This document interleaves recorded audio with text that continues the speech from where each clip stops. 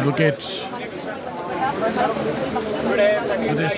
യുവമോർച്ചയുടെ സംസ്ഥാന പ്രസിഡന്റ് ശ്രീ മനുപ്രസാദ്, പാർട്ടിയുടെ സംസ്ഥാന ഉപാധ്യക്ഷൻ അഡ്വക്കേറ്റ് പി സുധീർ, പാർട്ടിയുടെ നോർത്ത് ജില്ലാ കമ്മിറ്റിയുടെ പ്രസിഡന്റ് ശ്രീ റജികുമാർ, യുവമോർച്ചയുടെ സംസ്ഥാന നേതാക്കന്മാരായിട്ടുള്ള ശ്രീ അഖിൽ,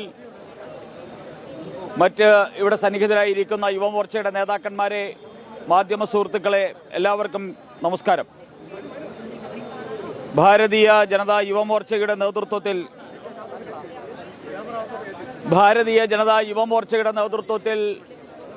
കഴിഞ്ഞ ഒരു മാസത്തിലേറെയായി കേരളത്തിലെ യുവാക്കളുടെ നീറുന്ന പ്രശ്നങ്ങൾ ഉയർത്തിപ്പിടിച്ചുകൊണ്ടുള്ള സമരരംഗത്താണ്. കേരളത്തിന്റെ വിവിധ ഭാഗങ്ങളിൽ യുവമോർച്ച ഈ സമര പോരാട്ടത്തിൽ പങ്കെടുത്തുകൊണ്ടിരിക്കുന്നത് നമുക്കെല്ലാവർക്കും അറിയാം.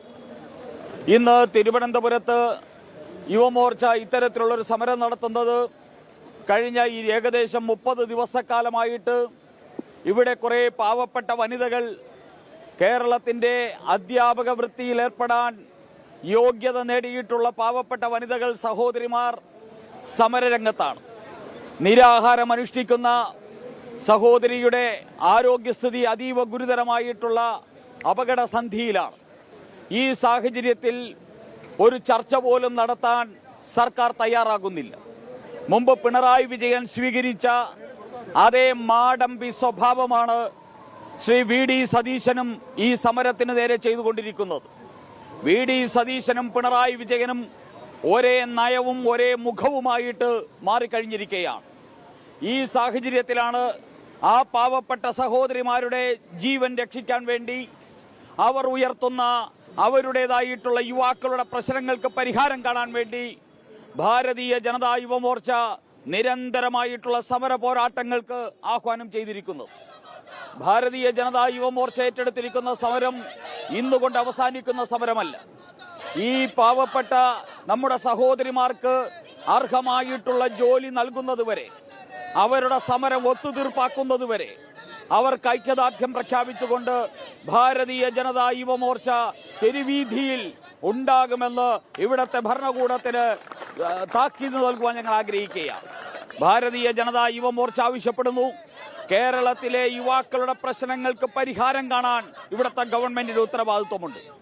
ഇവിടുത്തെ യുവാക്കളുടെ പേര് പറഞ്ഞിട്ടാണ്, യുവാക്കളുടെ PSC റാങ്ക് ഹോൾഡേഴ്സിന്റെ കരച്ചിൽ മുതലെടുത്തുകൊണ്ടാണ്, PSC റാങ്ക് ഹോൾഡേഴ്സിന്റെ വിവിധങ്ങളായിട്ടുള്ള പ്രശ്നങ്ങൾ പറഞ്ഞുകൊണ്ടാണ്, ഇവിടുത്തെ യുവാക്കളുടെ ജോലി നൽകുമെന്ന് വാക്കു നൽകിക്കൊണ്ടാണ് VD സതീശൻ സർക്കാർ അധികാരത്തിൽ വന്നിരിക്കുന്നത്.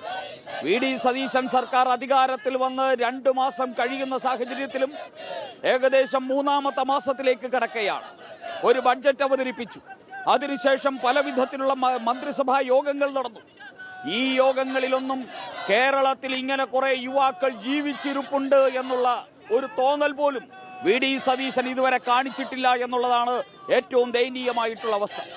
കേരളത്തിലെ PSC എന്ന് പറയുന്ന ഒരു വെള്ളാനയായിട്ട് മാറിക്കഴിഞ്ഞിരിക്കുന്നു. ഒരു യോഗ്യതയും ഇല്ലാത്ത 7ാം കൂലികൾക്ക് കടന്നിരിക്കാൻ പറ്റുന്ന ഒരു വേദിയായിട്ട് PSC അധപ്പതിച്ചിരിക്കുന്നു.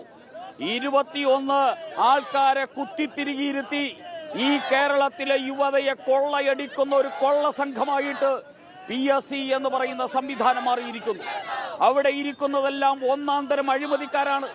ഒന്നാന്തരം രാഷ്ട്രീയ താല്പര്യങ്ങൾ വെച്ച് അഴിമതിക്കാരെ കുത്തി നിറച്ച് ആ PSC സംവിധാനത്തിന്റെ വിശ്വാസ്യത പൂർണ്ണമായിട്ടും തകർത്തിരിക്കുന്നു. ആ സമയത്താണ് ഭാരതീയ ജനതാ യുവമോർച്ച കേരളത്തിലെ മുഖ്യമന്ത്രിയോട് ആവശ്യപ്പെട്ടത്, PSC അംഗങ്ങളെ തെരഞ്ഞെടുക്കുന്ന സമയത്ത് സാമാന്യ യോഗ്യതയുണ്ടാകണം. PSC അംഗങ്ങളുടെ നിയമനവുമായി ബന്ധപ്പെട്ട ഒരു ചട്ടം ഉണ്ടാകേണ്ട ആവശ്യമുണ്ട്, ഒരു റൂൾ ഉണ്ടാകേണ്ട ആവശ്യമുണ്ട്. അടിസ്ഥാന യോഗ്യത, PSC അംഗങ്ങൾക്ക് അടിസ്ഥാന യോഗ്യത എന്താണെന്ന് നിശ്ചയിക്കണം.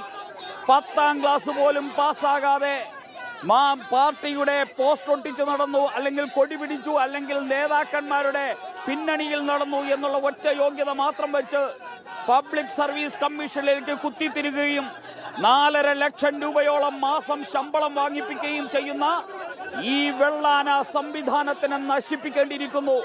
ഈ അഴിമതിയുടെ കൊട്ടാരമായിട്ടുള്ള PSC ആസ്ഥാനത്തിന് നേരെയുള്ള ഈ കേരളത്തിലെ യുവതയുടെ പോരാട്ടത്തിന്റെ മുദ്രാവാക്യമാണ് ഭാരതീയ ജനതാ യുവമോർച്ച ഇന്ന് കേരളത്തിൽ ഉയർത്തിക്കൊണ്ടിരിക്കുന്ന മുദ്രാവാക്യം.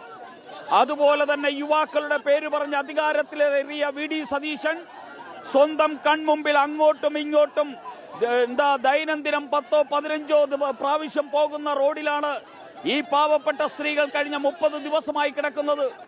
അവരെ ഒന്ന് തിരിഞ്ഞു നോക്കാൻ യുവമോർച്ചയുടെ നേതൃത്വത്തിലുള്ള പ്രതിനിധി സംഘം കഴിഞ്ഞ ദിവസം മുഖ്യമന്ത്രിയെ കണ്ടിരുന്നു. മുഖ്യമന്ത്രിയോട് ഞങ്ങൾ മറ്റൊന്നും ആവശ്യപ്പെട്ടില്ല.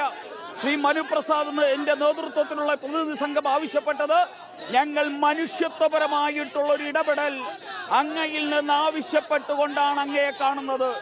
ഇവിടത്തെ കേരളത്തിലെ യുവാക്കളുടെ നീറുന്ന പ്രശ്നങ്ങളുമായി ഞങ്ങൾ പിന്നെ വരാം.